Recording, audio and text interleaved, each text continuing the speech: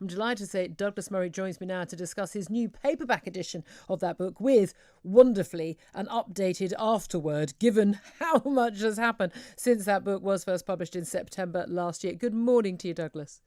Good morning. It's great to be back with you, Julia. Lovely to speak to you. I have to say, I can imagine the frustration having written The Madness of Crowds, which has been an international bestseller, as everyone would have predicted. Summarising these strange ways in which we now seem to have to debate issues like race, like gender, and the like, to then have everything that has happened since in terms of trans rights, Black Lives Matter, even just the latest events with the BBC and decolonisation and the like. Every single day there's another chapter waiting to be written, isn't there? Yes, well, I mean, one of the disappointments when people say, your book was prophetic or it predicted what's happened, the problem with that is, as an author, you can't help thinking, I just wish that I'd have done it more, or more people had read it, because we could have stopped this. I mean, it's true. All of this is what I said would be coming down the line, and it's just come even more ferociously than we expected. The just mad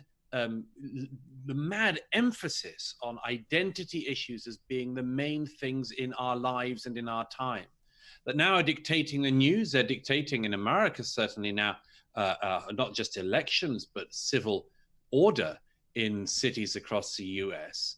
And, if we'd have said 10 years ago, Julia, that in 2020, the main conversations of our time would be obsessive conversations about gender issues, racial issues, I think you and I would have thought, aren't we going to be able to do more than that by about 2020? Aren't we going to have more to look forward to? Indeed, I was raised at a time when the idea was that we would never have to talk about those things because they become irrelevant. But this is the interesting thing, isn't it? Because when the pandemic struck, as horrific as it has been, the lockdown, all of the effects and all of the deaths and everything that's happened around the world, there was a bit of hope, and you touched on this in your update in the book, that okay, now we've got a real problem. All these people who come up with these made-up problems will have a real problem to focus on. This is going to bring us all together, the feeling of community and unity. We're all in this together. But no, it was within a matter of weeks that identity politics reared their heads again. That's right. I say in the updated version of The Madness of Crowds that there was an early bit of hope, as it were, in a bleak time at the beginning of Corona, when Sam Smith sent out a photograph of himself in his mansion, looking unhappy. And the reaction wasn't quite as warm as he probably hoped. In fact, most people didn't have all that much sympathy for him. Various people pointed out, of course, that since Sam Smith had come out as plural a little time before, at least they had themselves for company. But but you'd have hoped that, well, this is the sort of thing that'll change it. We won't have much time for this. So there were little glimmers of hope that now we had a real problem. People wouldn't have much time for basically imaginary ones.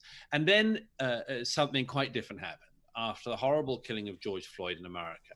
The whole thing turned.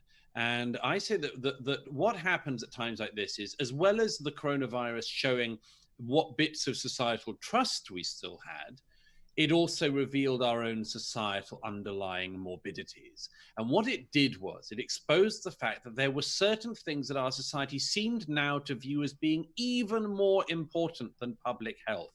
And in America, and then in Britain, it was revealed that all of the things I describe in The Madness of Crowds were deemed, particularly by younger people, to be even more important, whether they had a justification or not, even more important than the health of the general public. And that's what I say in the book. That's because these issues of race, gender, sexual identity are effectively the new religions in our countries. Yeah, and this is where I think it is difficult you talk about the madness of crowds.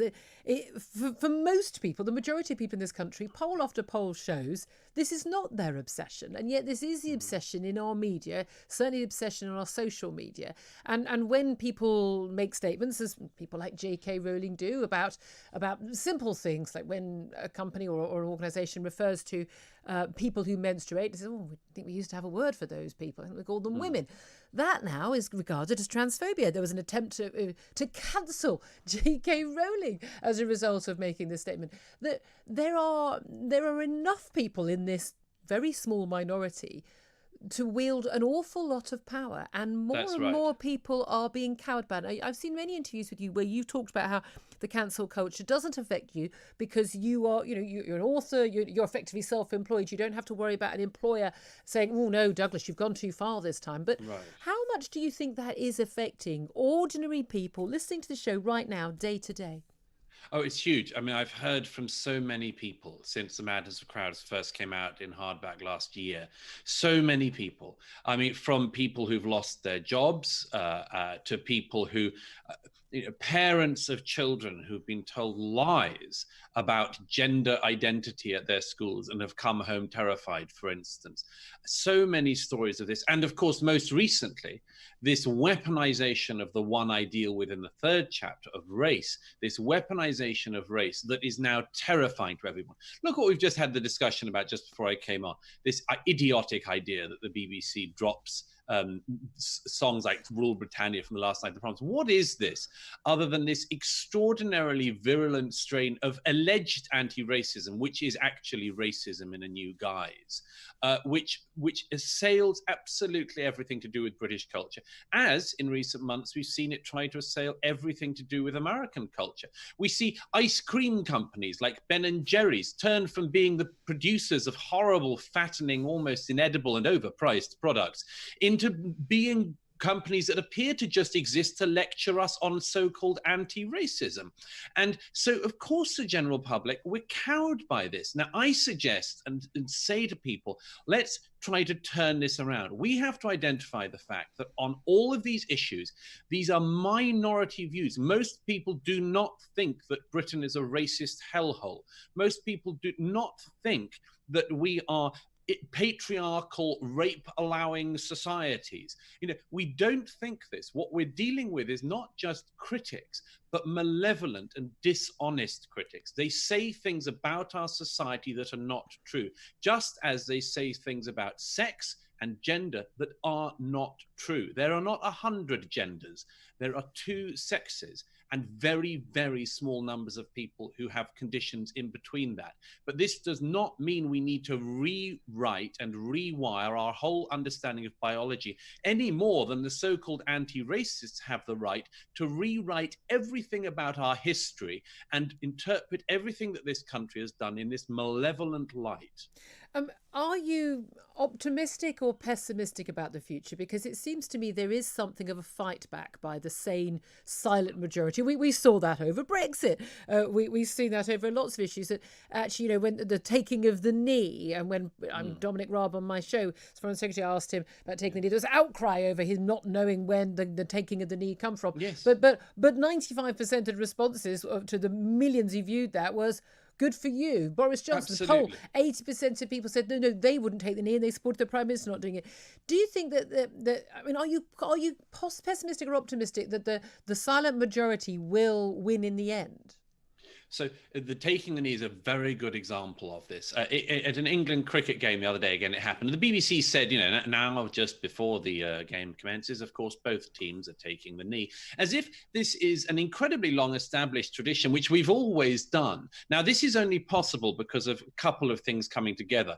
One is this mad rush of identity politics into everything, and the other is the coronavirus. I submit that this sort of a thing would not have happened at cricket matches and at football matches if the stadiums had people in them. Indeed. Fans, observers. So I'm very confident that armed with the right arguments, armed with the way to basically diffuse the bombs that these people are placing in our societies, that the majorities can fight back and stop this. The crucial thing is we have to be able to do it. We cannot have this future that is being prepared for us, where men are weaponized against women and women against men, where gays and lesbians and bisexual people and trans people all are weaponized against everyone who's straight. And we can't have a future where in the name of anti-racism, we spend all of our time obsessing about race race. We had, until very recently, a different idea of how we could go forward. An idea, by the way, that was the person who led the way most was Martin Luther King, who dreamed of this colorblind future. We cannot have people who dream of re-racializing our societies. If we do, and I say this at the end of the foreword to the new edition, if we do, then we have a future that is going to be unbelievably divisive and violent, and we need to know how to avoid that now. Douglas Murray, it is always a pleasure, and I'm sure I echo all of my listeners. He's the international best-selling author of The Madness of Crowds, a new edition out now, and I have to say it makes an awful lot of sense out of some very senseless stuff. Douglas Murray, thank you very much indeed for joining us. It's coming up to 8:48. This is Talk Radio.